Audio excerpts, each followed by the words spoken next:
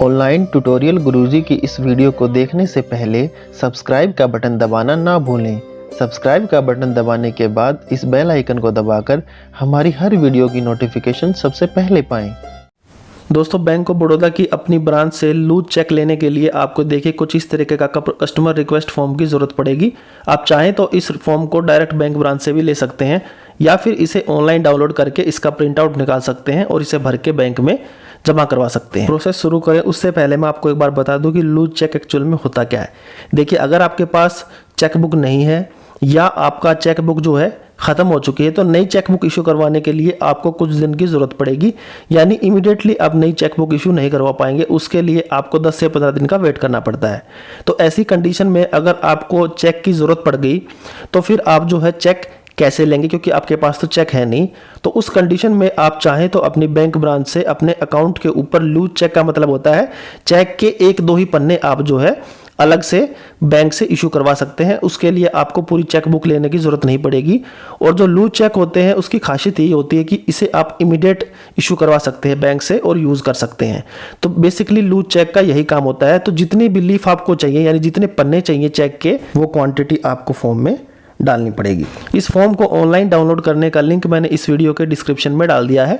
आप चाहें तो उस लिंक पर क्लिक करके इस फॉर्म को डाउनलोड कर सकते हैं और इसके बाद इसे फिलअप करके बैंक में जमा करवा सकते हैं। तो चलिए शुरू करते हैं फॉर्म को भरने की। सबसे पहले आपको यहाँ पर देखिए एक स्पेस दिया गया है बैंक ऑफ बड़ौदा के नीचे।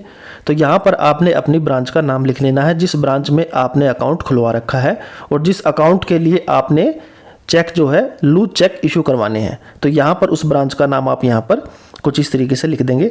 उसके बाद यहाँ पर आपने लिखनी है उस दिन की तारीख, जिस तारीख को आप ये फॉर्म भर के बैंक में जमा करवाएंगे। तो इस फॉर्मेट में आपने डेट लिख देनी है। उसके बाद प्लेस में आप जिस जगह से ये फॉर्म भर रहे हैं अपनी जगह का नाम यहाँ पर लिख देंगे। नॉर्मली वो आपकी सिटी का ही नाम आपको यहाँ पर लिखना होता है। इतना करने के बाद कस्टमर नेम में आपने अकाउंट होल्डर का नाम लिखना है, यानी जिसके नाम पे अकाउंट है और जिसके लिए चेक आप इशू करवाना चाह रहे हैं। तो उस अकाउंट होल्डर का कंप्लीट नेम आपको कैपिटल लेटर्स में कुछ इस तरीके से मेंशन कर देना है।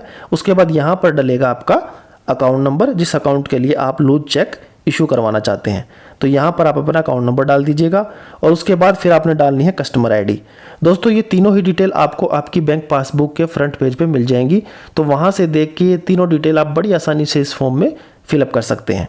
तो चलिए कुछ इस तरीके से कस्टमर आईडी भी आपने लिख लेनी है। उसके बाद कॉन्टैक्ट नंबर में अगर आपने अपना कोई मोबाइल नंबर अपने बैंक अकाउंट में रजिस्टर करवा रखा है तो प्रेफर कीजिएगा कि वही मोबाइल नंबर आप यहाँ पर लिखें। और अगर उस मोबाइल को आप फिलहाल यूज़ नहीं करते तो करंट में आप जिस मोबाइल नंबर को यूज़ करते हैं वो अपना कॉन्टैक्ट नंबर आप यहाँ पर लिख दीजिएगा। इतना करने के बाद ये देखिए नीचे यहाँ पर बहुत सारे ऑप्शन दिए गए हैं, लेकिन आपने इनमें से किसी भी ऑप्शन को फिलअप या टिक नहीं करना है। सीधा फॉर्म को पलट लेना है, यानी इसकी बैक साइड आ जाना है। बैक साइड आने के बाद ये देखिए लूज चेक इशू करवाने के लिए मैं आपको बताता हूँ 15 नंबर पॉइंट है यहाँ पर। ये देखिए लिखा भी हुआ इशू ऑफ लूज चेक। तो यहाँ पर आपने इस पर टिक कर देना है लूज चेक इशू करवाने के लिए। टिक करने के बाद यहाँ पर आपने डालने हैं नंबर ऑफ लीफ, यानी कि आपको कितने चेक चाहिए लूज चेक इशू करवाने हैं।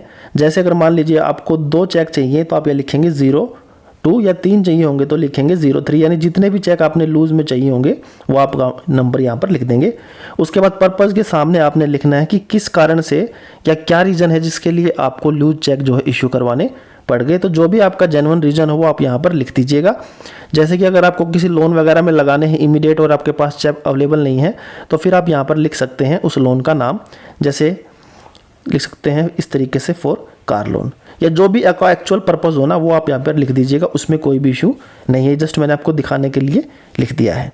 उसके बाद सेकंड रो में यहाँ पर पूछा गया है reason for not having chequebook. इसका मतलब है कि आपको अब यहाँ पर रीजन देना पड़ेगा कि आपके पास चेकबुक क्यों नहीं है या आपने चेकबुक इशू क्यों नहीं करवा रखी जो आपको लूज चेक इशू करवाने की ज़रूरत पड़ रही है। तो वो भी फिर आपका जो भी जेन्युइन रीज़न हो वो आपको यहाँ पर देना पड़ेगा। या फिर आप लिख सकते हैं कि आपको कभी चेकबुक की रिक्वायरमेंट नहीं पड़ती तो इसने आपने इशू नहीं करवाई। तो इस तरीके से आपका जो भी चेकबुक इशू ना करवाने का रीज़न हो आप यहाँ पर लिख सकते हैं। जैसे मैंने यहाँ पर लिख दिया नॉट रिक्वायर्ड, का मतलब है मुझे चेकबुक की ज़रूरत नहीं थी, इसलिए चेकबुक आज तक इशू नहीं करवाया। तो इस तरीके से आपने ये डिटेल यहाँ पर फिल करनी है। इतना फिल करने के बाद बस आपको नीचे का कोई भी यहाँ पर ऑप्शन फिल अलग से नहीं करना है, सीधा आपको फॉर्म के नीचे आ जाना है। नीचे आने के बाद यहाँ पर ये देखिए केवाईसी डिटेल पूछी गई है, तो लूज चेक इशू करवाने के लिए अलग से किसी केवाईसी डॉक्यूमेंट की जरूरत नहीं पड़ती। अगर पड़ती होती तो फिर उन डॉक्यूमेंट का नाम आपको यहाँ पर लिखना पड़ता। उसके बाद सीधा आपने यहाँ पर सिग्नेचर कर देने हैं, यानी कि अकाउंट होल्डर के सिग्नेचर यहाँ पर करने होते हैं। और अगर जॉइंट अकाउंट है, एक से ज़्यादा अकाउंट होल्डर के नाम या एप्लीकेंट के नाम है, तो फिर जितने भी अकाउंट होल्डर है सबके सिग्नेचर अलग अलग होंगे।